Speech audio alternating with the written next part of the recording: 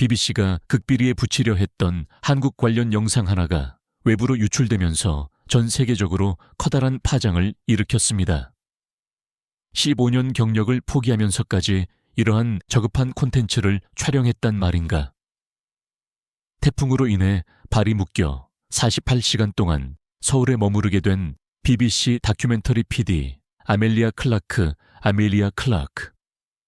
에게 한국은 그저 비행기를 갈아타는 경유지에 불과했습니다. 이런 삼류 도시에서 시간을 낭비해야 하다니 라고 그녀는 생각했습니다. 하지만 새벽 5시 종로의 뒷골목에서 목격한 광경은 그녀로 하여금 카메라를 들지 않을 수 없게 만들었습니다. 이것은 불가능하다, 연출된 것이 아닌가. 베니스 영화제에서는 이 영상에 대해 23초간의 기립박수가 쏟아졌으며 50년간 영화를 만들었지만 이런 휴머니즘은 처음 접한다 라는 찬사가 나왔습니다. 과연 그 48시간 동안 아멜리아 클라크가 포착해낸 장면은 무엇이었을까요?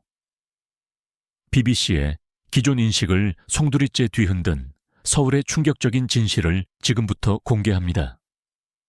저는 BBC 다큐멘터리 PD로 재직했던 아멜리아 클라크입니다. 솔직히 고백하자면 저는 한국이라는 국가에 대해 전혀 관심이 없었습니다. 제가 맡은 프로젝트는 아시아 메가시티의 미래였으며 주요 취재 대상은 도쿄, 베이징, 싱가포르였습니다. 한국은 그저 비행기를 갈아타는 경유지였습니다. 도쿄에서 베이징으로 가는 직항편이 만석이어서 어쩔 수 없이 인천공항을 경유하게 된 상황이었습니다. 겨우 3시간 환승이니 라운지에서 쉬다 가면 되겠다라고 생각하며 저는 도쿄를 떠났습니다. 일본에서의 취재는 완벽에 가까웠습니다. 시부야 스크램블 교차로의 질서정연한 움직임, 신칸센의 정확성, 긴자거리의 세련미. 모든 것이 제가 예상했던 그대로였습니다. 역시 아시아의 진정한 선진국은 일본이군. 저는 만족스러운 듯 중얼거렸습니다. 인천공항에 도착했을 때도 별다른 감흥은 없었습니다.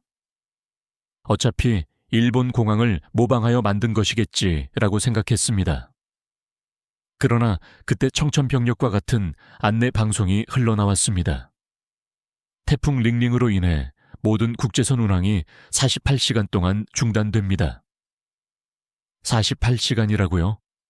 저는 당황하여 항공사 직원에게 달려갔습니다. 다른 방도는 없나요?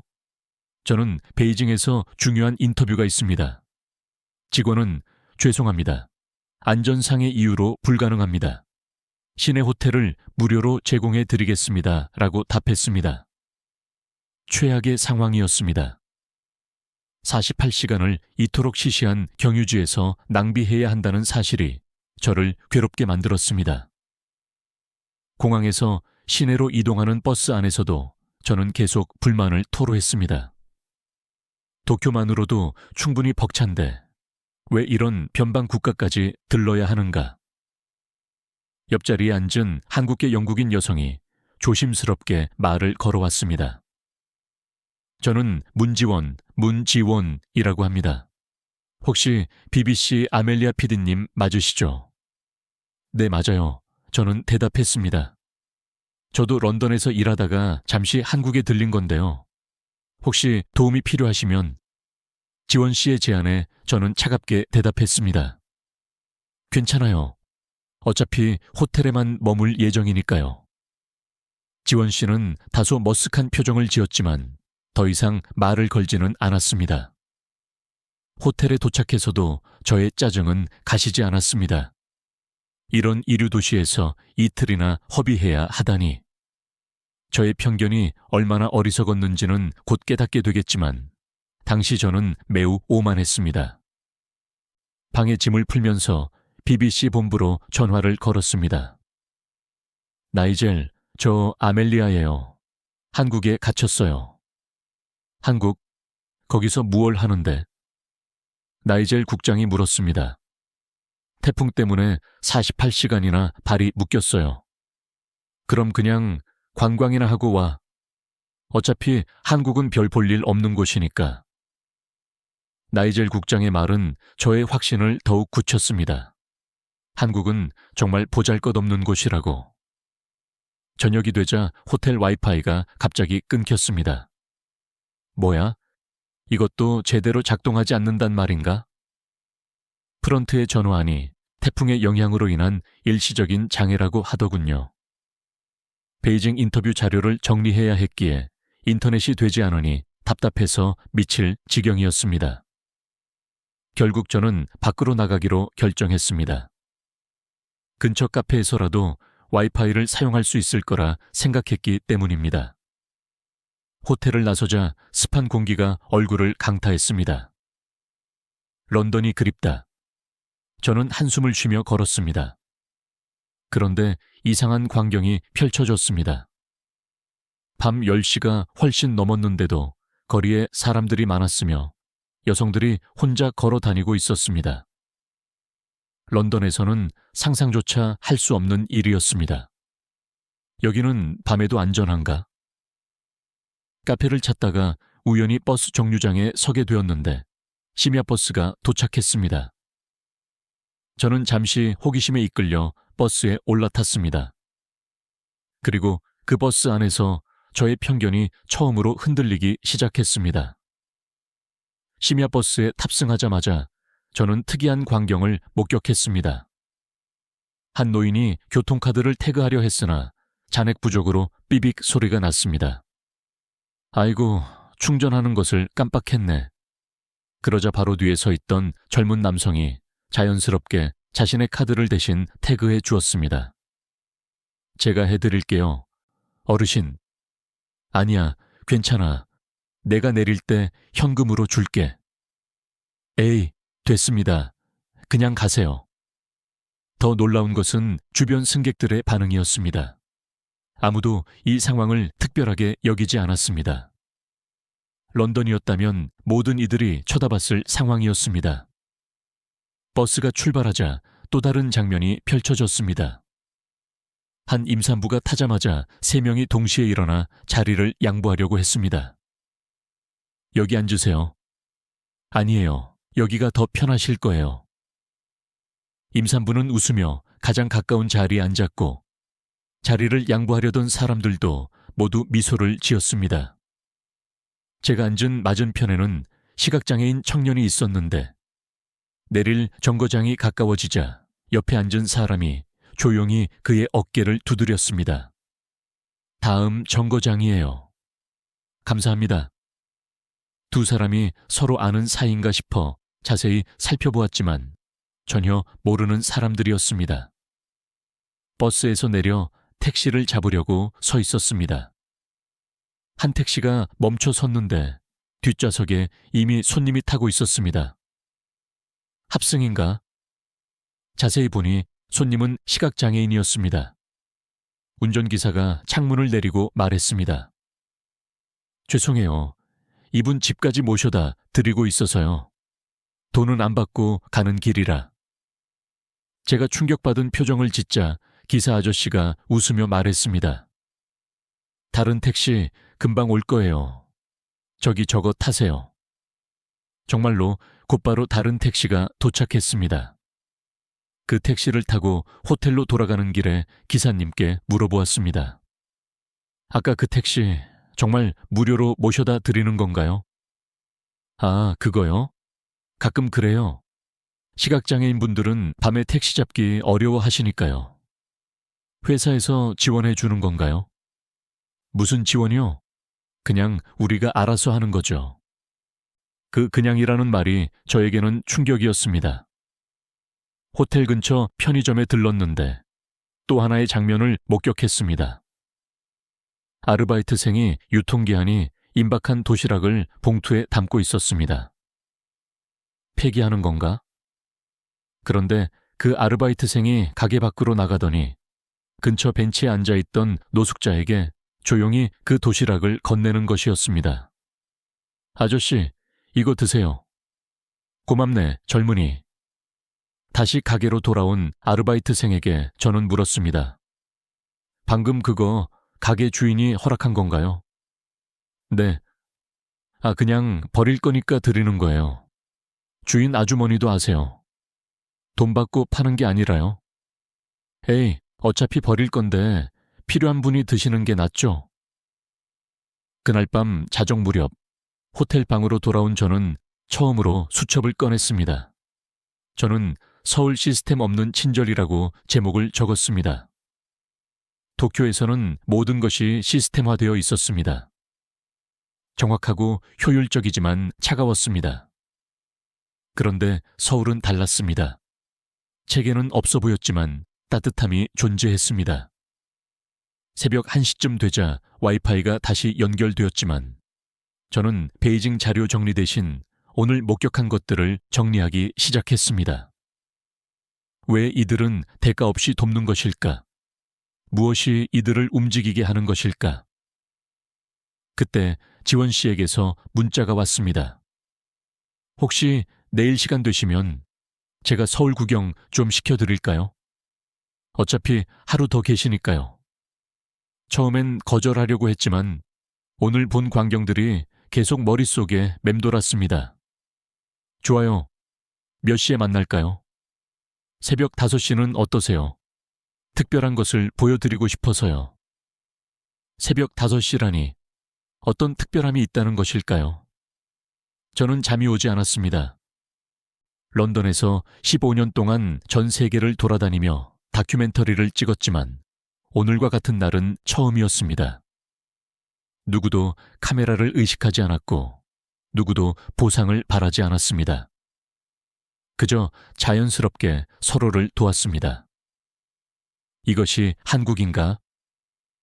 창밖을 보니 여전히 사람들이 거리를 걷고 있었습니다. 새벽 2시가 넘었는데도 편의점은 환하게 불을 밝히고 있었고 배달 오토바이들이 쉴 새 없이 달렸습니다. 문득 런던이 생각났습니다. 런던은 밤 10시가 되면 죽은 도시가 되는데. 그리고 저는 깨달았습니다. 서울은 24시간 살아있는 도시라는 것을. 단순히 깨어있는 것이 아니라 서로를 돌보며 깨어있다는 것이 다른 점이었습니다. 새벽 4시 반, 저는 호텔을 나섰습니다. 공기는 여전히 습했지만 이상하게 상쾌했습니다. 지원 씨는 약속 장소에 이미 도착해 있었습니다. 준비되셨어요? 지금부터 보실 건 관광객 책제는 절대 없는 진짜 서울이에요. 저는 고개를 끄덕였습니다. 그리고 우리는 종로의 좁은 골목으로 들어섰습니다. 종로 뒷골목에 들어서자 전혀 다른 세상이 펼쳐졌습니다. 허름한 간판들, 녹슨 철문, 갈라진 아스팔트. 여기가 특별한 곳이라고요? 지원 씨는 대답 대신 한 가게를 가리켰습니다. 봉순댁 분식이라는 낡은 간판이 희미하게 빛나고 있었습니다. 새벽 5시였는데도 가게 안에는 불이 켜져 있었고 김이 모락모락 피어오르고 있었습니다. 들어가 봐요. 문을 열자 놀라운 광경이 펼쳐졌습니다. 70대로 보이는 할머니 한 분이 커다란 솥에서 국물을 끓이고 있었고 한 소년이 그릇을 정리하고 있었습니다. 어서 와, 지원아. 이분은? 제 친구예요, 할머니. 영국에서 왔어요. 영국? 워낙 먼 곳에서 왔네. 앉아. 국물 한 그릇 줄게. 봉순댁 할머니는 제게 김이 나는 어묵 국물을 내어주셨습니다. 그때 소년이 조심스럽게 제게 젓가락을 건넸습니다. 여기요. 소년의 한국어는 조금 어색했습니다. 혹시 이현우, 엘리 휜우는 북한에서 온 아이예요. 지원 씨가 조용히 설명했습니다. 3년 전에 혼자 왔대요. 부모님은 제가 묻자 현우가 밝게 웃으며 말했습니다. 괜찮아요. 할머니가 계시잖아요. 봉순댁 할머니와 현우는 혈연 관계가 아니었지만 마치 진짜 가족 같았습니다. 그때 가게 문이 열렸습니다.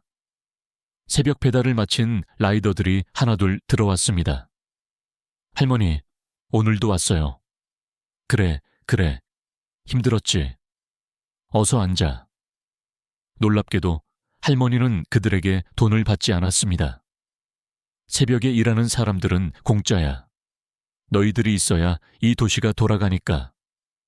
한 라이더가 미안한 듯 말했습니다. 그래도 이렇게 매일 공짜로 먹으면 무슨 소리야. 너희가 새벽에 비 맞아가며 배달하는 거 내가 다 아는데. 이거라도 먹고 힘내야지. 현우가 자랑스럽게 제게 말했습니다. 우리 할머니 최고죠. 새벽마다 50명은 먹여 살려요. 현우야, 또 그런 소리 하고 있어. 할머니가 웃으며 현우의 머리를 쓰다듬었습니다. 저는 지원 씨에게 속삭였습니다. 이게 매일 있는 일이에요. 네, 365일 한 번도 빠짐없이요. 그때 또 다른 손님들이 들어왔습니다. 환경미화원 아저씨들이었습니다. 봉순댁, 오늘도 일찍 나왔네? 너희들이 더 일찍 일어났잖아. 어서 와서 먹어. 그들 역시 돈을 내지 않았습니다. 한 미화원 아저씨가 대신 쓰레기 봉투를 꺼냈습니다. 할머니, 이거 가져왔어요. 가게 쓰레기 있다가 제가 가져갈게요. 아이고, 맨날 고맙지 뭐야. 이들 사이에서는 돈이 오가지 않았지만 뭔가 훨씬 더 가치 있는 것이 오가고 있었습니다. 제가 충격받은 표정으로 바라보자 한 라이더가 제게 말했습니다.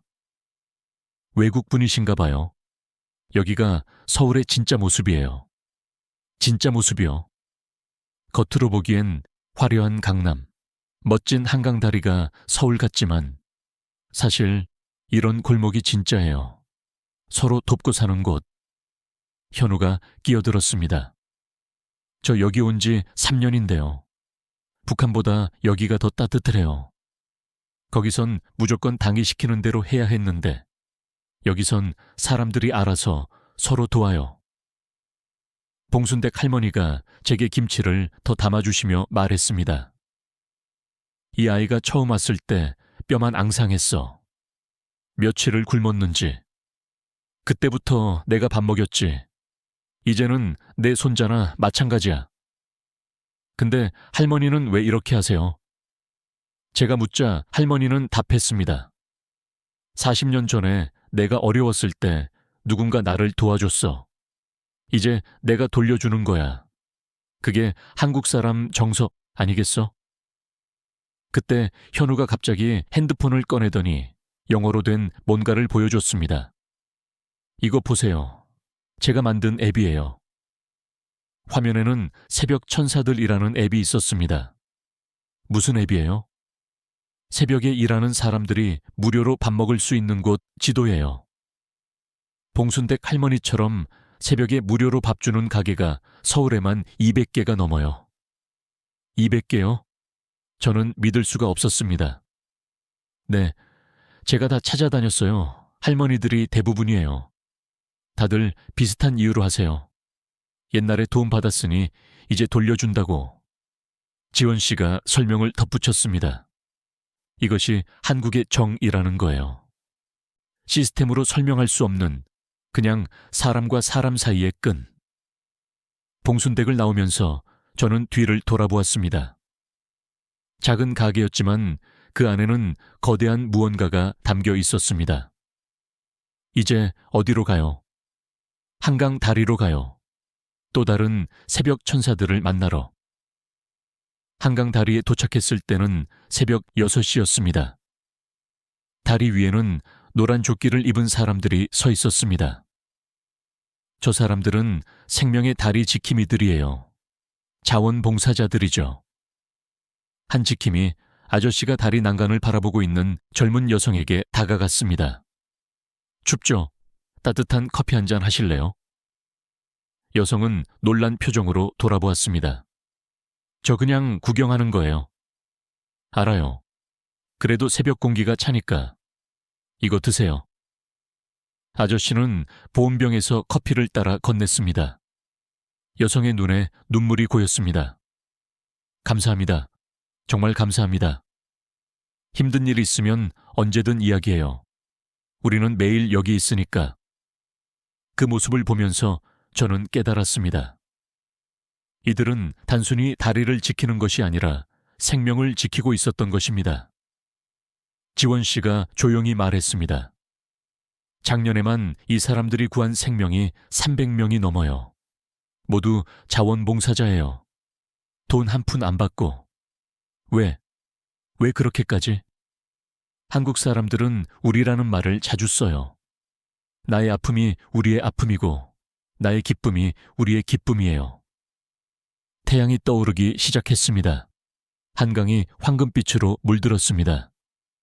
이제 진짜 서울을 보신 거예요. 지원 씨가 말했습니다. 화려한 건물이나 첨단 기술이 아니라 새벽에도 서로를 지키는 사람들. 이게 진짜 서울이에요. 저는 그때 결심했습니다. 이것을 세상에 알려야겠다.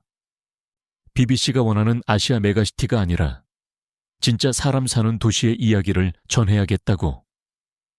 호텔로 돌아온 저는 즉시 카메라를 꺼냈습니다.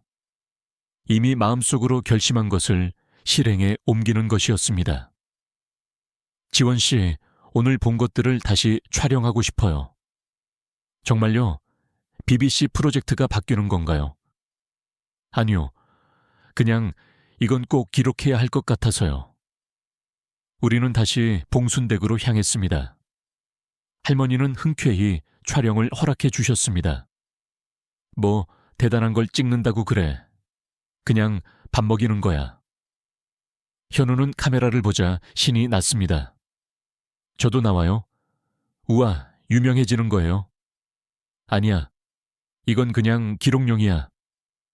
하지만 카메라를 들이대자 놀라운 일들이 계속 펼쳐졌습니다. 한 라이더가 할머니께 봉투를 건넸습니다. 할머니, 이게 뭐야 이게? 어제 첫 월급 받았어요. 할머니 덕분에 버틴 거니까. 아이고, 이런 걸 왜 줘? 가져가. 한 달에 한 번은 제가 재료값 내게 해주세요. 그들의 실랑이를 찍으면서 저는 눈물이 날 뻔했습니다. 오후가 되자 지원 씨가 저를 다른 곳으로 안내했습니다. 여기는 평범한 아파트 단지예요. 근데 특별한 게 있죠. 경비실 앞에는 작은 냉장고가 있었고 무료 나눔이라는 팻말이 붙어 있었습니다. 경비 아저씨가 설명해 주셨습니다. 주민들이 알아서 채워 넣어요. 먹을 것, 생필품. 가끔은 돈도 넣어두고 가요. 누가 가져가는지 확인하나요? 왜 확인해요? 필요한 사람이 가져가는 거죠. 그때 한 할머니가 와서 김치 한 통을 넣으셨습니다. 우리 집 김치 너무 많이 담갔어. 누구든 가져가라고 해. 이런 장면들을 찍으면서 사기가 메모리가 가득 찼습니다. 저녁 무렵 나이젤 국장과의 화상회의 요청이 왔습니다. 화면에 나타난 나이젤 국장의 표정은 심상치 않았습니다. 아멜리아, 베이징 일정은 취소됐어. 대신 바로 런던으로 돌아와. 왜요? 상하이 팀이 이미 충분한 자료를 확보했어. 너는 도쿄 자료만 정리하면 돼. 잠깐만요, 나이젤. 제가 한국에서 놀라운 걸 발견했어요. 한국? 거기서 뭘 발견했다는 거야? 저는 오늘 찍은 영상 일부를 공유했습니다. 나이젤 국장의 표정이 일그러졌습니다. 이게 뭐야? 구걸하는 할머니와 가난한 배달부들? 아니에요. 이건 서로 돕는 공동체에. 아멜리아, 우리가 원하는 건 첨단 기술과 미래 도시야. 이런 감상적인 빈곤 포르노가 아니라고. 빈곤 포르노라니요. 이건 진짜 사람들의 이야기예요. 한국은 우리 프로젝트 대상이 아니야. 당장 그만두고 돌아와. 하지만 들어. 한국은 이류 국가야. K-팝이나 만들어내는 곳이지. 우리가 배울 게 없어. 순간 열이 확 올랐습니다. 당신이 틀렸어요. 한국은 아멜리아 클라크 15년 경력을 날리고 싶어. 당장 그 촬영 중단하고 내일 첫 비행기로 돌아와. 화상회의가 끊겼습니다. 저는 노트북 화면을 멍하니 바라보았습니다. 15년 동안 쌓아온 커리어, BBC라는 간판. 그리고 오늘 본 봉순댁 할머니와 현우의 미소. 지원 씨에게 전화를 걸었습니다. 내일도 촬영 도와줄 수 있어요? 본부에서 뭐라고 하네요. 할 말이 있대요. 하지만 전 계속할 거예요. 그날 밤 저는 한 가지 이메일을 받았습니다. 최후 통첩, 24시간 내 복귀하지 않으면 프로젝트에서 제외. 나이젤의 서명이 있었습니다. 창밖을 보니 여전히 서울의 불빛들이 반짝이고 있었습니다. 새벽 배달 오토바이들이 여전히 달리고 있었고 어딘가에서는 봉순댁 할머니 같은 분들이 국물을 끓이고 있겠지요. 이것을 포기할 순 없어 저는 스스로에게 말했습니다. 다음 날 아침 지원 씨를 다시 만났을 때 저는 결심을 굳혔습니다. 48시간 동안 최대한 많이 찍어요. 뭐든 다요. 정말 괜찮으세요? 일자리보다 중요한 게 있다는 걸 어제 배웠어요. 우리의 두 번째 촬영이 시작되었습니다. 이번엔 재래시장으로 갔습니다. 재래시장은 또 다른 충격이었습니다. 한 노인이 사과 한 봉지를 사려는데 주인 아주머니가 덤으로 귤을 한 움큼 더 넣어주는 것이었습니다. 에이, 맨날 오시는데 이것도 가져가세요. 아니야, 이미 충분해. 무슨 소리? 비타민C 먹어야죠. 옆 가게 생선 장수 아저씨도 질세라 뭔가를 보태주셨습니다. 여기 멸치 한 봉지도 가져가. 칼슘 보충해야지. 노인은 결국 상급보다 받은 것이 더 많은 채로 돌아가셨습니다. 이게 한국의 전기예요. 지원 씨가 설명했습니다. 계산된 마케팅이 아니라 진짜 마음이죠. 바로 그 순간 제 핸드폰이 미친 듯이 울렸습니다. 나이젤 국장이었습니다. 아멜리아, 지금 뭐 하는 거야? 공항에 없다고 연락 왔어. 전 아직 살팔 시간이 남았어요. 당장 그만두지 않으면 넌 끝이야. 그럼 끝내세요. 제가 그렇게 말하자 잠시 정적이 흘렀습니다. 뭐라고? 너 정신 나갔어? 아니요. 오히려 정신을 차렸어요. 전 이 이야기를 끝까지 찍을 거예요. 그럼 너는 해고야. BBC에서 나가. 알겠습니다.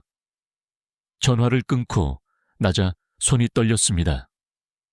15년 경력이 한순간에 사라진 것입니다. 지원 씨가 걱정스럽게 물었습니다. 정말 괜찮으세요? 아니요, 안 괜찮아요. 하지만 이게 맞는 것 같아요. 우리는 계속 촬영했습니다. 지하철역에서는 또 다른 장면을 목격했습니다. 임산부 배려석이 있었는데 정작 임산부가 타자 그 자리뿐 아니라 주변 사람들도 다 일어났습니다. 왜 다들 일어나는 거예요? 제가 묻자 한 승객이 대답했습니다. 임산부가 서 있으면 불편하잖아요. 당연한 거 아닌가요? 당연한 거라고? 하지만 런던 지하철에서는 볼 수 없는 광경이었습니다. 오후에는 한 고등학교 앞으로 갔습니다. 학교가 끝나자 학생들이 쏟아져 나왔어요. 그런데 신기한 광경을 보았습니다. 학생 여럿이 횡단보도에서 노인들의 손을 잡고 함께 건너는 것이었습니다. 학교에서 시킨 건가요? 한 학생이 웃으며 대답했습니다. 아니요. 그냥요. 위험하잖아요. 그냥 이틀 동안 가장 많이 들은 단어였습니다. 그냥 돕고, 그냥 나누고, 그냥 함께하는 것. 저녁이 되자 현우에게서 연락이 왔습니다. 누나, 할머니가 저녁 먹으러 오래요. 봉순댁에 도착하니 놀라운 광경이 펼쳐져 있었습니다. 작은 가게에 회명이 넘는 사람들이 모여 있었어요. 오늘이 현우 생일이에요. 할머니가 환하게 웃으셨습니다. 탈북 소년의 생일을 축하해주기 위해 새벽 라이더들, 미화원 아저씨들, 심지어 동네 주민들까지 모인 것이었습니다. 현우는 눈물을 글썽이며 케이크 촛불을 불었습니다. 소원이 뭐였어? 비밀이에요. 하지만 이미 이루어진 것 같아요. 그때 한 라이더가 작은 상자를 꺼냈습니다. 현우야, 우리가 모아서 산 거야. 최신 스마트폰이었습니다. 형들, 이건 너무 비싼데. 야, 우리가 얼마나 많은 밥을 얻어먹었는데 이 정도는 해야지. 현우가 결국 울음을 터뜨렸습니다. 저 북한에서는 가족도 못 믿었어요. 할머니가 현우를 꼭 안아주셨습니다. 울지 마. 넌 이제 우리 식구야. 그때 제 핸드폰으로 이메일이 도착했습니다. BBC 인사팀에서 보낸 공식 해고 통지서였습니다. 냉혹한 현실이 확 다가왔습니다. 내가 뭘 한 거지? 하지만 현우의 생일 파티를 보면서 확신했습니다. 이것이 진짜 이야기라고. 이것이 세상이 알아야 할 이야기라고. 지원 씨, 우리 내일까지 있는 시간 동안 최대한 찍어요. 네, 근데 이제 어떻게 하실 거예요? 몰라요. 하지만 이 영상은 꼭 세상에 내보낼 거예요. 그날 밤 호텔로 돌아와 지금까지 찍은 영상을 정리했습니다. 48시간 동안 찍은 7개의 에피소드. 봉순댁 할머니와 현우, 생명의 다리 지킴이들, 재래시장의 인심, 아파트 나눔 냉장고, 지하철의 배려, 학생들의 자발적 도움, 그리고 오늘의 생일 파티. 이걸 어떻게 편집하지? 그때 현우에게서 메시지가 왔습니다. 누나, 제가 영상 편집 좀 할 줄 아는데 도와드릴까요? 운명이었을까요? 탈북 소년이 영상 편집을 할 줄 안다니. 정말? 어떻게 배웠어? 유튜브로 독학했어요. 제 꿈이 영화 감독이거든요. 다음 날 새벽, 우리 셋은 호텔 로비에 모였습니다. 48시간의 서울 체류가 끝나가고 있었습니다. 오후 비행기 타기 전까지 편집 가능할까요? 해볼게요. 현우는 놀라운 속도로 영상을 편집하기 시작했습니다. 현우의 편집 실력은 놀라웠습니다. 누나, 이 장면 보세요. 할머니가 국물 젓는 손과 라이더 형이 핸들을 잡는 손을 교차 편집하니 화면에서 두 손이 오버랩되면서 묘한 감동이 밀려왔습니다. 둘 다 새벽을 지키는 손이었으니까요. 현우야, 넌 천재야. 북한에서는 컴퓨터를 만질 수도 없었는데 여기서는 마음대로 배울 수 있어요. 그게 자유인 것 같아요. 3시간 동안 우리는 미친 듯이 편집했습니다. 지원 씨는 자막을 만들고 저는 내레이션을 정리하고 현우는 마법 같은 편집을 했습니다. 누나, 어제 찍은 한강 다리 장면 다시 봐요. 화면에 나타난 것은 제가 놓쳤던 장면이었습니다. 새벽 3시 반 한강 다리 위 한 중년 남성이 난간을 잡고 서 있었습니다. 생명의 다리 지킴이 아저씨가 천천히 그에게 다가갔습니다. 김치찌개 끓여놨는데 혼자 먹기 아까워서요. 같이 드실래요? 저는 괜찮습니다. 아, 그럼 커피라도. 제가 텀블러를 2개 가져왔거든요. 남자는 결국 커피를 받아들었습니다. 왜 이러세요? 그냥요. 새벽 공기가 좋아서 같이 마시면 좋겠다 싶어서요. 그들은 30분간 아무 말 없이 커피만 마셨습니다. 그러다 남자가 먼저 입을 열었습니다. 사업이 망했어요. 가족도 떠났고 저 이제 아무것도 없어요. 저도 10년 전에 그랬어요.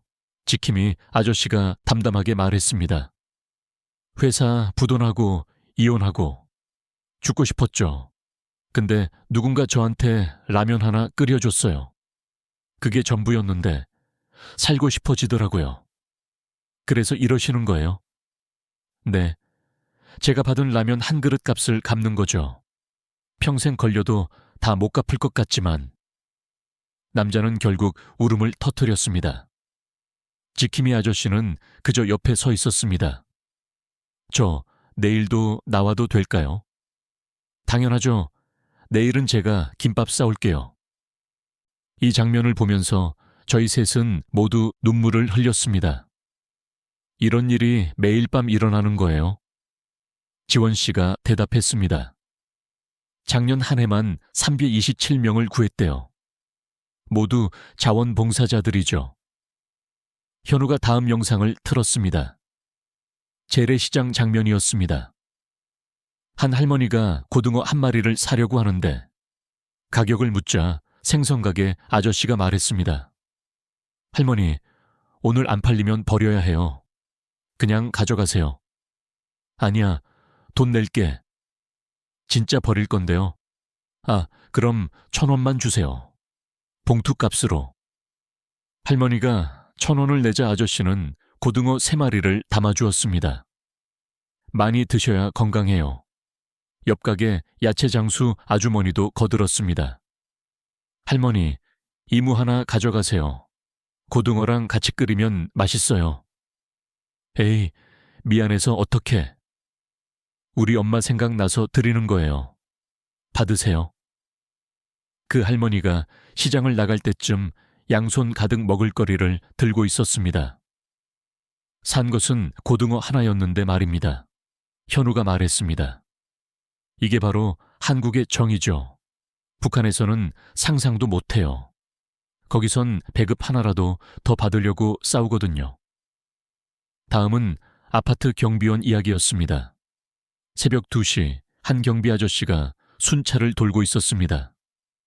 갑자기 한 집에서 아기 우는 소리가 들렸습니다. 10분이 지나도 계속 울자 아저씨가 초인종을 눌렀습니다. 젊은 엄마가 나왔는데 완전히 지쳐 보였습니다. 죄송해요. 아기가 계속 울어서. 괜찮아요. 혹시 도움이 필요하면 말씀하세요. 그때 경비 아저씨가 뭔가를 꺼냈습니다. 우리 손주 키울 때 쓰던 건데 이거 틀어주면 애들이 잘 자요. 작은 오르골이었습니다. 정말로 아기가 금세 잠들었습니다. 어머, 정말 감사해요. 밤에 또 울면 언제든 연락하세요. 제가 30년 육아 경력자예요. 다음 날 그 젊은 엄마가 경비실에 찾아왔습니다. 어제 정말 감사했어요. 이거 별거 아니지만 직접 만든 쿠키였어요. 아이고, 이런 걸 왜. 덕분에 3달 만에 처음으로 푹 잤어요.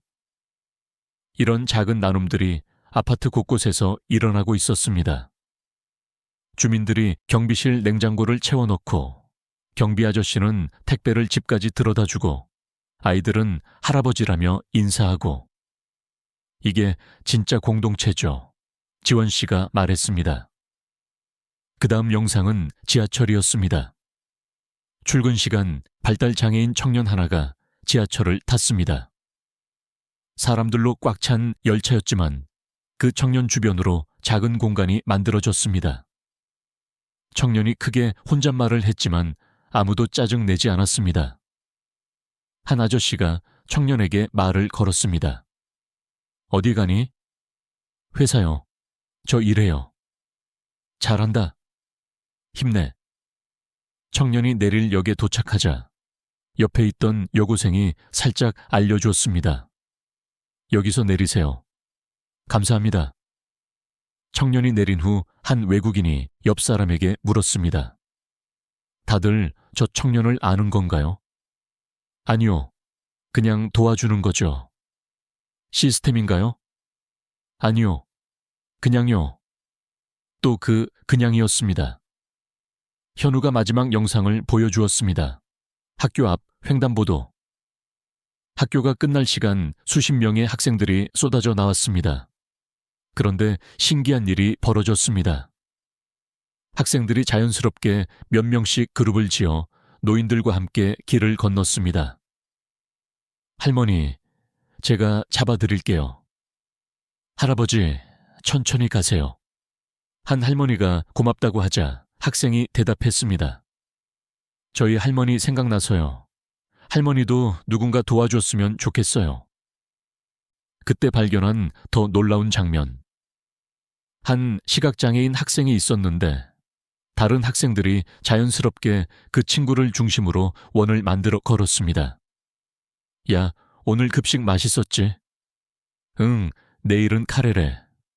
진짜 대박. 전혀 특별할 것 없는 대화였지만 그들이 만든 보호막은 특별했습니다. 편집을 마치면서 저희는 깨달았습니다. 이 모든 장면의 공통점은 보이지 않음이었다는 것을. 대단한 구호도 거창한 캠페인도 없었습니다. 그저 일상 속에서 조용히 일어나는 도움들이었습니다. 제목은 뭐로 할까요? 서울, 보이지 않는 것들은 어때요? 현우가 제안했습니다. 보이지 않는 할머니의 사랑, 보이지 않는 라이더들의 연대, 보이지 않는 시민들의 배려. 완벽했습니다. 지원 씨가 마지막 자막을 만들었습니다. 이 도시에 진짜 인프라는 지하철이나 도로가 아니다. 서로를 향한 마음이다. 그것이 24시간 작동한다. 편집이 거의 끝나갈 무렵 봉순댁 할머니가 호텔로 찾아오셨습니다. 공항 가기 전에 이거 먹고 가. 김밥 도시락이었습니다. 할머니, 영국 가서도 밥 잘 챙겨 먹어. 그리고 현우 이야기 세상에 알려줘서 고마워. 할머니는 제 손을 꼭 잡으셨어요. 우리가 특별한 게 아니야. 그냥 사람이 사람답게 사는 거지. 근데 요즘 세상은 그게 특별한 일이 됐나 봐. 그 말씀이 가슴에 깊이 박혔습니다. 그때 현우가 갑자기 뭔가 생각난 듯 했습니다. 아, 누나. 이것도 넣어요. 화면에는 새벽 1시 편의점이 나왔습니다. 한 아르바이트생이 기한이 지난 삼각김밥을 정리하고 있었어요. 그런데 쓰레기통에 버리는 대신 깨끗한 봉투에 담아 밖에 나갔습니다. 가게 옆 골목에는 노숙자 할아버지가 있었습니다. 아저씨, 이거 드세요. 날짜는 지났지만 아직 괜찮아요. 고맙네.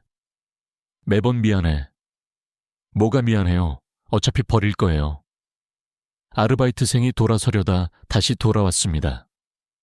아, 그리고 이것도요. 따뜻한 커피였습니다. 날 추우니까 이거 드시고 몸 녹이세요. 노숙자 할아버지의 눈에 눈물이 고였습니다. 젊은이, 고마워. 정말 고마워. 저도 어려울 때 도움받았어요. 이제 제가 돌려드리는 거예요. 현우가 설명했습니다. 저 아르바이트생 형도 탈북자예요. 2년 전에 왔대요. 처음엔 정말 힘들었는데 사람들이 도와줘서 지금은 대학도 다닌대요. 이 모든 영상을 12분으로 압축하는 것은 정말 어려웠습니다. 하지만 현우는 해냈습니다. 누나, 완성이에요. 최종본을 보면서 저희 셋은 또다시 울었습니다. 이것은 단순한 다큐멘터리가 아니었습니다. 한 도시의 영혼을 담은 기록이었기 때문입니다. 공항 가는 버스를 기다리면서 최종 영상을 다시 확인했습니다. 12분 분량의 다큐멘터리. 기술적으로는 완벽하지 않았지만 날것의 감동이 있었습니다. 이제 어떻게 하실 거예요? 지원 씨가 물었습니다. 일단 개인 채널이라도 올려야죠. BBC는 이제... 그때 뜻밖의 전화가 걸려왔습니다. 런던 언론사 가디언의 편집장이었습니다. 베니스로 출발하기 일주일 전 예상치 못한 일이 터졌습니다. 누군가 제 영상을 유튜브에 무단으로 올린 것입니다. BBC가 감춘 한국의 진실이라는 자극적인 제목으로 하루 만에 조회수 100만을 넘겼습니다. 댓글이 폭발했습니다. 이래서 BBC가 방송 안 한 거구나. 서구 언론의 편견이 얼마나 심한지 보여주는 사례. 한국인인데 우리도 몰랐던 우리 모습이다. 가디언 편집장이 급하게 전화했습니다. 아멜리아, BBC가 법적 대응한다고 나섰어. 뭐라고요? 영상 저작권이 BBC에 있다고 주장해. 근무 중에 찍은 거라고. 말도 안 되는 소리였습니다.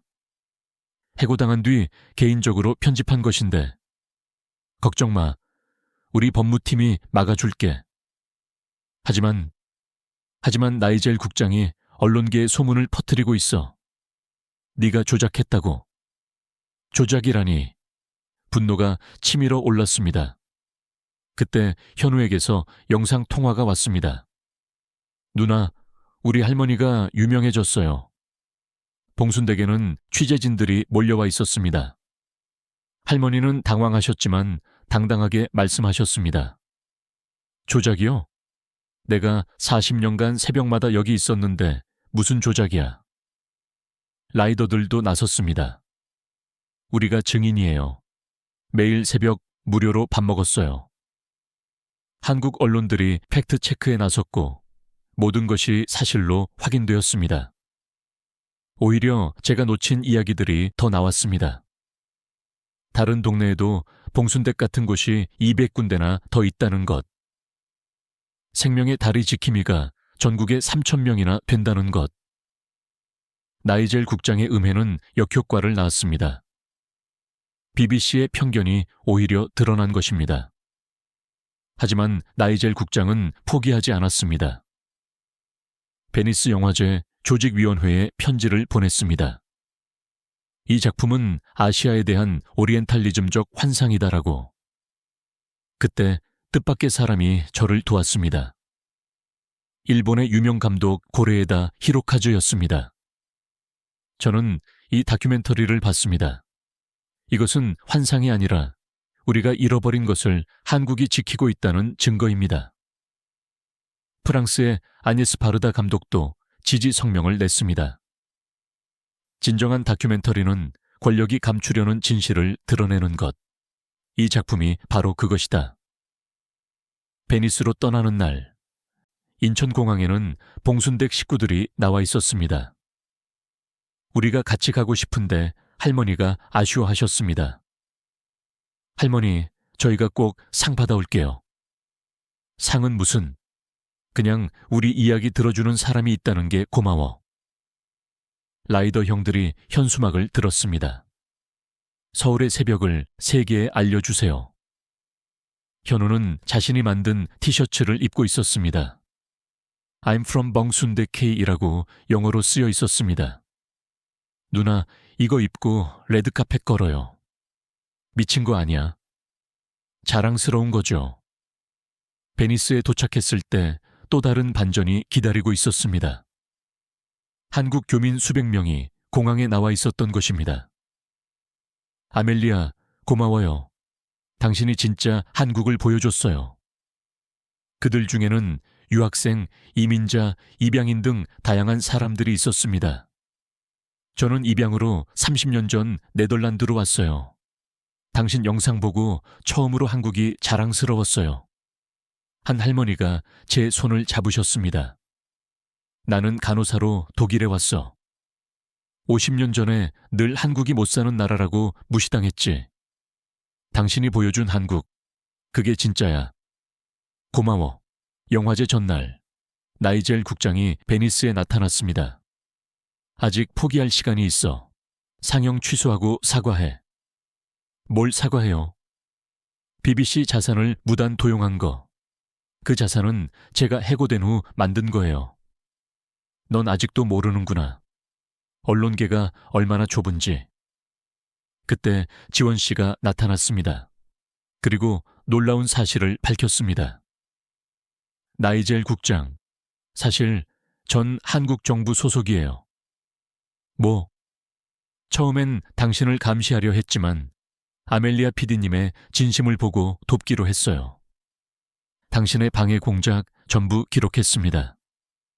한국 정부가 공식 항의할 겁니다. 나이젤 국장은 당황해서 자리를 떴습니다. 지원 씨, 당신이 미안해요. 하지만 당신이 진심으로 한국을 기록하는 걸 보고 감동했어요. 베니스 영화제 상영관.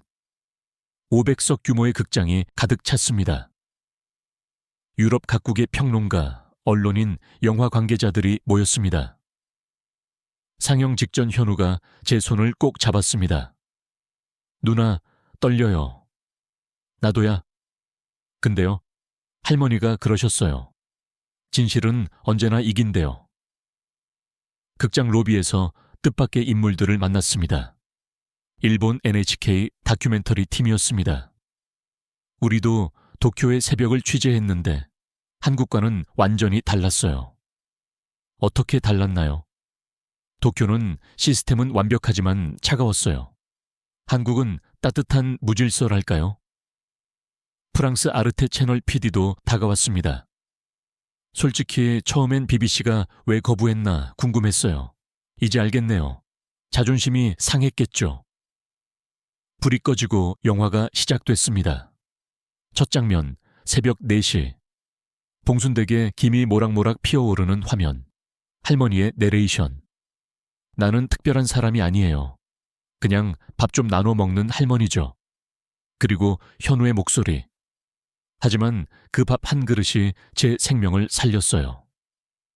극장에 정적이 흘렀습니다. 모두가 스크린에 집중했어요. 5분이 지났을 때 첫 반응이 나왔습니다. 이탈리아라 레푸블리카 기자가 작게 중얼거렸습니다. 맘마미아, 이게 실화라고? 생명의 다리 지킴이 장면에서는 숨소리조차 들리지 않았습니다. 한 청년이 다리 난간을 잡고 있고 지킴이가 조용히 다가가 커피를 건네는 장면. 춥죠? 따뜻한 거 드세요. 저 그냥 야경 보는 거예요. 알아요. 그래도 커피는 드세요. 제가 너무 많이 타왔거든요. 청년이 커피를 받아들고 흐느끼는 장면에서 관객석 여기저기서 코를 훌쩍였습니다. 스페인 엘파이스 기자가 손수건을 꺼냈습니다. 이건 연출이 아니라 진짜 맞아. 옆자리 동료가 고개를 끄덕였습니다. 지하철 임산부 배려 장면에서는 첫 박수가 나왔습니다. 임산부 한 명이 타자 주변 승객 5명이 동시에 일어나는 모습. 여기 앉으세요. 아니에요. 이쪽이 더 편해요. 에어컨 바람 안 오는 이쪽으로 오세요. 독일 슈피겔 특파원이 감탄했습니다. 베를린 지하철에서는 상상도 못할 광경이야. 하지만 진짜 반응은 현우의 생일 파티 장면에서 폭발했습니다. 탈북 소년을 위해 모인 새벽 배달 라이더들. 그들이 함께 부른 생일 축하 노래. 야, 우리가 형이잖아. 앞으로 힘든 일 있으면 언제든 연락해. 그리고 이거, 우리가 모아서 산 거야. 최신 스마트폰을 받고 우는 현우. 형들, 저 북한에서는 가족도 못 믿었어요. 야, 울지 마. 남자가 왜 울어? 그러는 형도 우네요. 먼지가 들어갔어. 먼지가. 이 장면에서 극장 전체가 흐느낌으로 가득 찼습니다. 벨기에 르수아르 기자가 대놓고 울고 있었습니다. 이게 어떻게 가능하지? 혈연도 아닌데. 영화 중반부 나이젤 국장과의 갈등 장면. 한국은 이류 국가야. K-팝이나 만드는 곳이지. 이 대사가 나오자 관객석에서 부끄러운 웃음이 터졌습니다. 다들 비슷한 편견을 갖고 있었기 때문입니다. 네덜란드 NRC 기자가 얼굴을 붉혔습니다. 저게 딱 내 생각이었어. 아멜리아가 해고당하는 장면. 그럼 해고하세요. 전 이 이야기를 끝까지 찍을 거예요. 여기서 첫 번째 박수가 터졌습니다. 한 프랑스 관객이 소리쳤습니다. 브라보. 저게 진짜 저널리즘이지. 마지막 장면 봉순댁 할머니가 카메라를 보며 말씀하시는 부분. 우리가 특별한가요? 아니에요. 그냥 사람이 사람답게 사는 거예요. 어려운 사람 보면 돕고 배고픈 사람 보면 먹이고. 그게 뭐가 특별해요? 당연한 거지. 근데 이 당연한 게 특별해진 세상이 이상한 거 아닐까요? 영화가 끝났습니다. 정확히 3초간의 정적. 그리고 맨 앞줄에 앉아있던 심사위원장이 일어났습니다.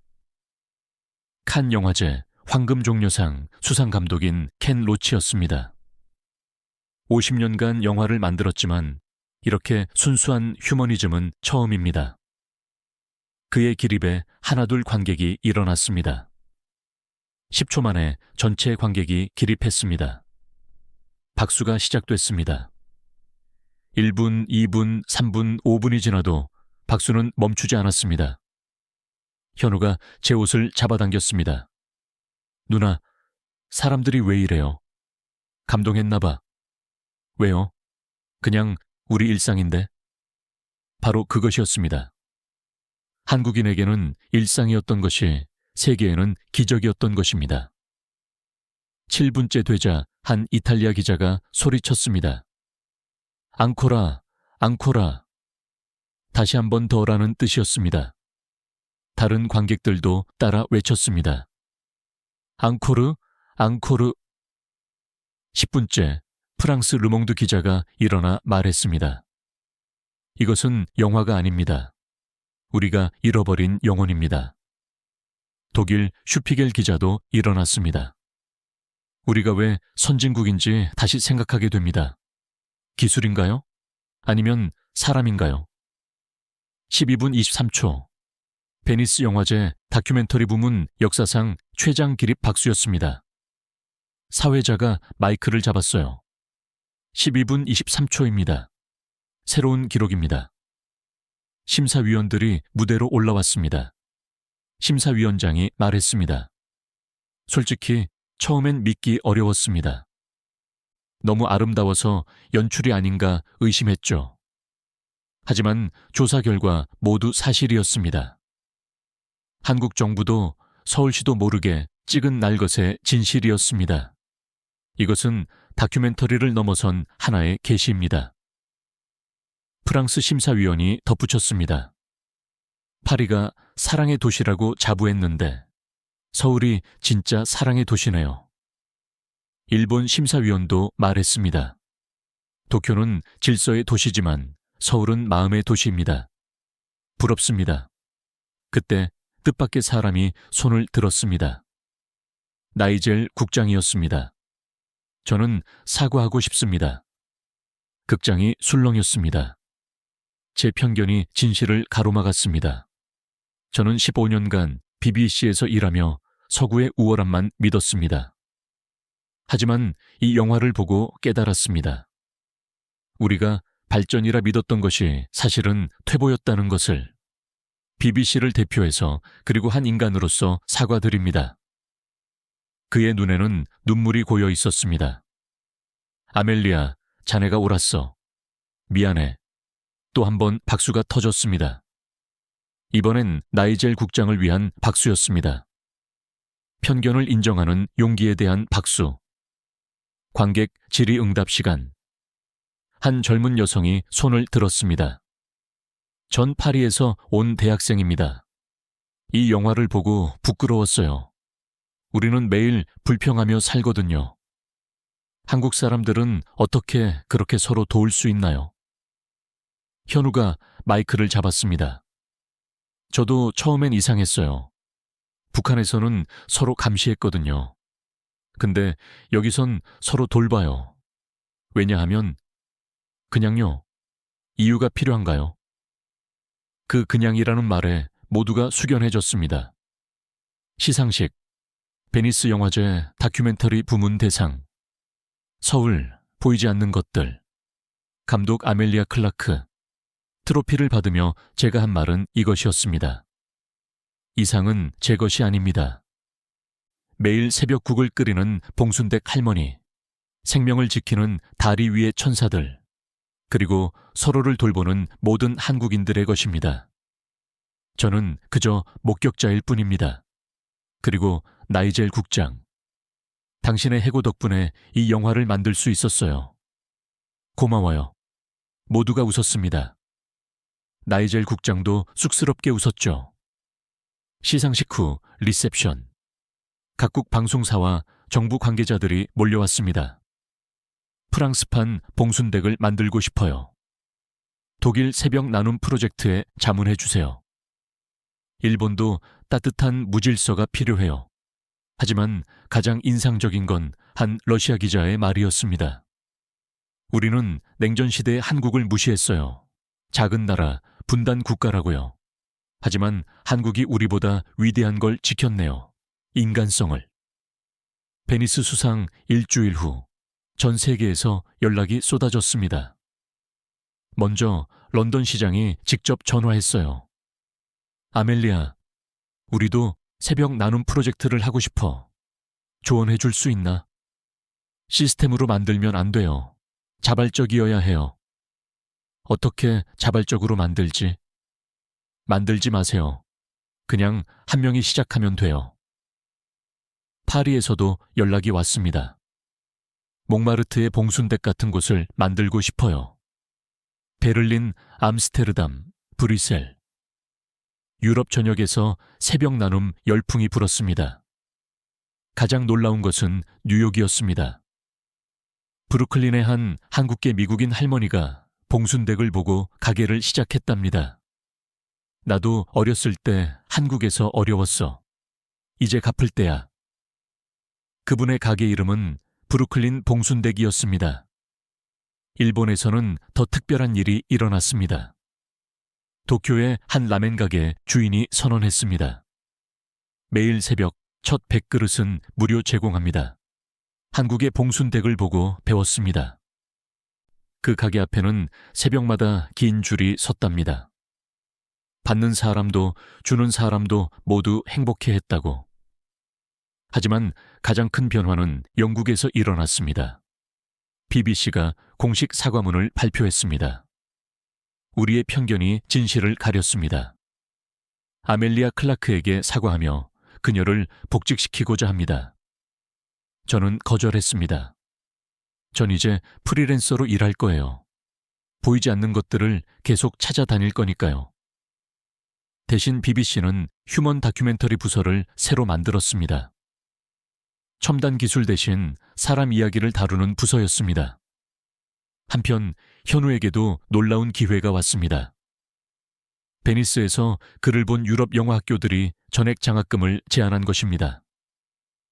누나, 저 파리 영화 학교 갈 수 있대요. 정말 축하해. 근데 할머니 혼자 두고 가기가.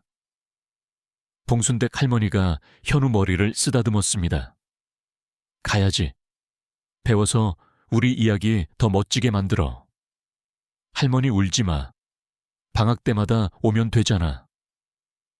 이별하는 날 봉순댁에는 또 사람들이 가득했습니다.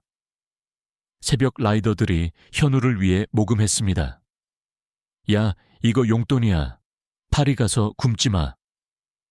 현우는 결국 대성통곡했습니다. 형들 사랑해요. 공항에서 현우가 제게 말했습니다. 누나, 저 꼭 성공해서 봉순댁 이야기 영화로 만들 거예요. 그래, 기다릴게. 현우가 떠난 후 저는 새 프로젝트를 시작했습니다. 세계에 보이지 않는 영웅들. 첫 번째는 인도 뭄바이의 도시락 배달부들이었습니다. 매일 1만 개의 도시락을 한 개도 틀리지 않고 배달하는 사람들. 두 번째는 케냐의 나무 심는 할머니들. 사막을 숲으로 만드는 기적을 일으키는 분들. 세 번째는 브라질 파벨라의 축구 코치. 갱단에서 아이들을 구하는 영웅. 하지만 늘 한국으로 돌아왔습니다. 봉순댁 할머니가 계신 곳으로. 할머니, 저 또 왔어요.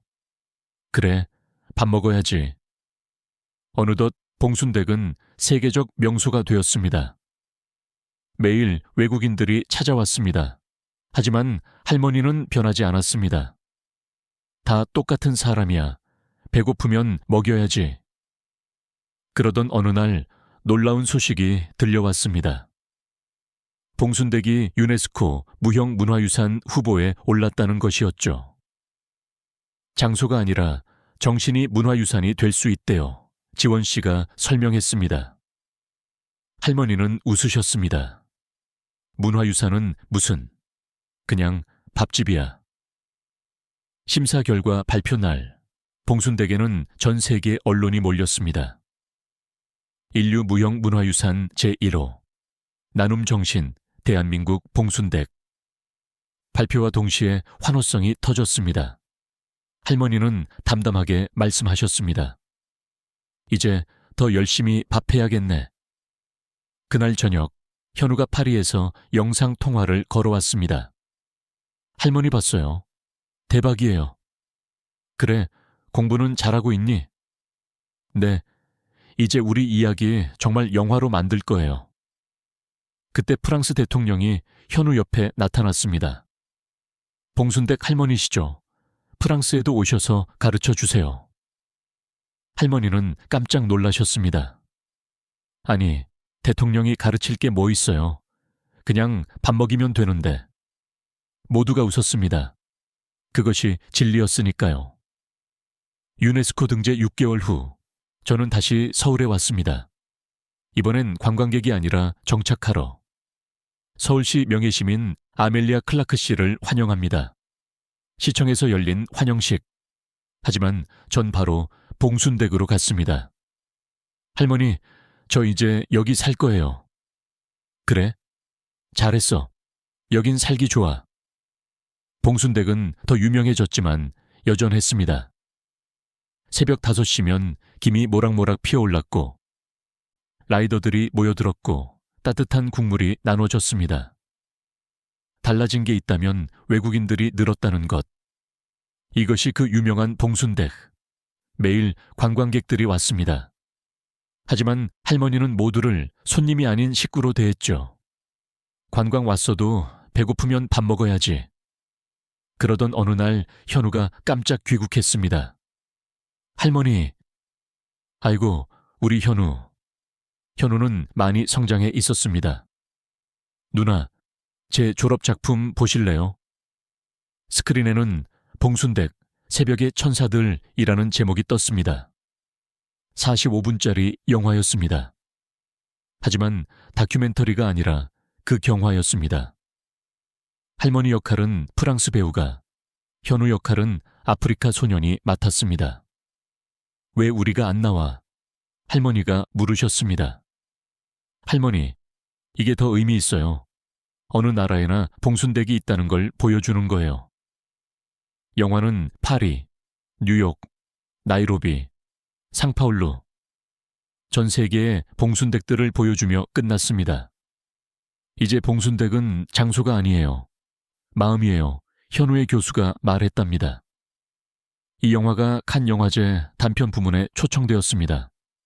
또다시 칸. 하지만 이번엔 달랐습니다. 할머니도 같이 가요. 에이, 나 같은 늙은이가 뭐 하러. 주인공이 안 가면 어떡해요. 결국 봉순댁 식구들 모두 칸에 갔습니다. 할머니, 라이더들, 미화원들, 그리고 저. 레드카펫을 걸을 때 할머니가 말씀하셨습니다. 이거 그냥 골목길 같네. 차려입은 것만 빼면. 모두가 웃음을 터뜨렸죠.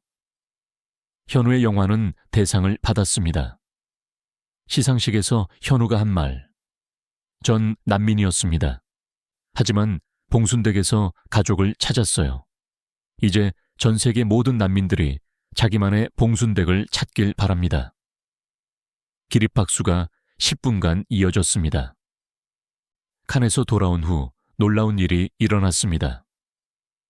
한국 정부가 봉순댁 프로젝트를 시작한 것입니다. 전국에 1000개의 봉순댁을 만든다고. 하지만 할머니는 고개를 저으셨어요. 만드는 게 아니야. 저절로 생기는 거지. 할머니 말이 맞았습니다. 정부가 만든 곳은 잘 안 됐지만 자발적으로 생긴 곳들은 번성했습니다. 1년 후 저는 책을 냈습니다. 서울 보이지 않는 것들. 18개국에서 번역 출간되었어요. 인쇄는 모두 봉순댁 재단에 기부했습니다. 이 돈으로 뭐 하실 거예요? 뭐 하긴? 쌀 사고 반찬 사지. 할머니는 변하지 않으셨습니다. 그러던 어느 날 할머니가 갑자기 쓰러지셨습니다. 병원에 실려가셨는데 의사가 말했습니다. 과로예요. 80세에 매일 새벽 일어나시니. 병실에는 수백 명이 몰려왔습니다. 라이더들, 미화원들, 동네 주민들, 그리고 전 세계 봉순댁 사람들이 영상 메시지를 보냈습니다. 할머니, 저희가 이어갈게요. 봉순댁 정신은 영원해요. 할머니는 일주일 만에 퇴원하셨어요. 병원 밥맛 없어서 못 있겠어. 퇴원 첫날부터 다시 국을 끓이셨죠. 할머니, 이제 좀 쉬세요. 쉬면 뭐해? 할 일이 있는데. 그때 현우가 또 다른 소식을 가져왔습니다. 할머니, 저 할리우드에서 연락 왔어요. 할리우드가 봉순댁 이야기를 블록버스터로 만들고 싶대요. 에이, 무슨 블록버스터야? 그냥 밥집인데. 하지만 현우는 진지했습니다. 할머니 이야기가 세계를 바꿀 수 있어요. 결국 할리우드 제작자들이 서울로 왔습니다. 봉순댁을 보고 그들이 한 말. 이건 영화보다 더 영화 같네요. 액션도 없고 로맨스도 없는데 왜 감동적이죠? 할머니가 대답하셨어요. 사람 사는 이야기가 제일 재미있는 법이야. 2년이 더 지난 지금, 저는 서울과 런던을 오가며 살고 있습니다. 봉순댁은 여전히 새벽 5시에 문을 엽니다. 할머니는 83세가 되셨지만 여전히 국을 끓이십니다. 현우는 이제 신인 감독이 되었습니다. 첫 장편 영화, 이 곧 개봉 예정이랍니다. 주연 배우는 한국의 유명 배우가 맡았습니다. 할머니 역할을 하고 싶어서 새벽 생활을 6개월 했대요. 현우가 자랑스럽게 말했죠. 지원 씨는 이제 문화체육관광부에서 일합니다. 한국의 정 알리기 프로젝트 총괄로. 나이젤 국장은 은퇴하고 자서전을 썼어요. 나의 편견, 나의 반성, 인쇄 전액을 봉순댁에 기부했더군요. 그리고 저는요, 여전히 보이지 않는 것들을 찾아다닙니다. 최근엔 실리콘밸리에서 놀라운 걸 발견했어요. 한국인 엔지니어들이 새벽마다 무료 코딩 교육을 한대요. 디지털 봉순대기라고 부른답니다. 왜 무료로 하세요? 저도 누군가에게 배웠으니까요. 봉순댁 정신은 이렇게 진화하고 있었습니다. 오늘도 저는 봉순댁에서 이 글을 씁니다. 할머니가 끓인 된장찌개를 먹으며. 할머니, 이제 서울이 경유지가 아니에요. 그래? 그럼 뭔데? 출발점이에요. 모든 좋은 것들에. 할머니가 웃으셨어요. 말 참 이쁘게 한다.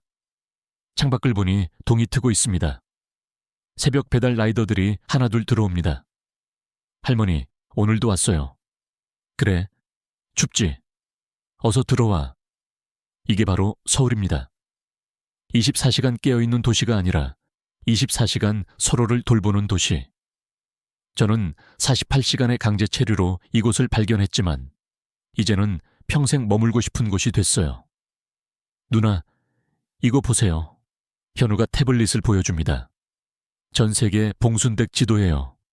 빨간 점이 1,876개. 올해 안에 2,000개 넘을 거예요. 그때도 할머니는 새벽 5시에 일어나시겠지. 당연하지. 할머니가 주방에서 외치셨습니다. 우리는 모두 웃었습니다. 이것이 우리의 일상이에요.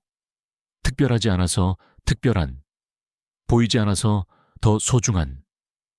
서울은 제게 경유지로 시작했지만 이제는 제 인생의 중심이 됐습니다.